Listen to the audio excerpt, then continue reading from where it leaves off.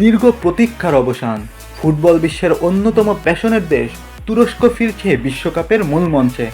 গ্যালারিতে সেই লাল সাদা ঢেউ, আর মাঠে অটোমানদের গর্জন দেখার জন্য মুখিয়ে আছে ফুটবল বিশ্ব।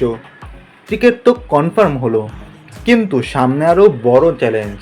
2026 বিশ্বকাপের গ্রুপ অফ ডেথ না হলেও তুরস্কের জন্য অপেক্ষা করছে এক কঠিন লড়াই।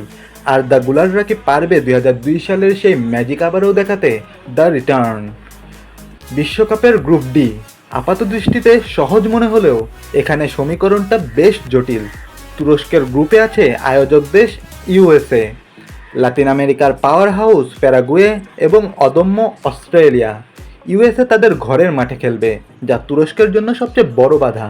কিন্তু আর্দা গুলার বা হাকান কালহানো গলুদের যে ফর্ম, তাতে প্যারাগুয়ে বা অস্ট্রেলিয়ার ডিফেন্স ভেঙে চুরমার করা তুরস্কের জন্য সময়ের ব্যাপার মাত্র। তুরস্কের এই দলের প্রাণভ্রমরা হলো তাদের তরুণ তুর্কিরা। বিশেষ করে আর্দা গুলারের ওপর থাকবে পুরো বিশ্বের নজর। মাঝমাঠ থেকে খেলা নিয়ন্ত্রণ করা আর নিখুঁত ফ্রিকিক, এই ছেলেটিই পারে তুরস্ককে গ্রুপ চ্যাম্পিয়ন করে নকআউটে নিয়ে যেতে। প্যারাগুয়ের শক্ত ডিফেন্স কিংবা সকারুদের লং বল গেমের বিরুদ্ধে টেকনিক্যাল ফুটবলে টার্কিরা কতটা এগিয়ে থাকে, সেটাই এখন দেখার বিষয়।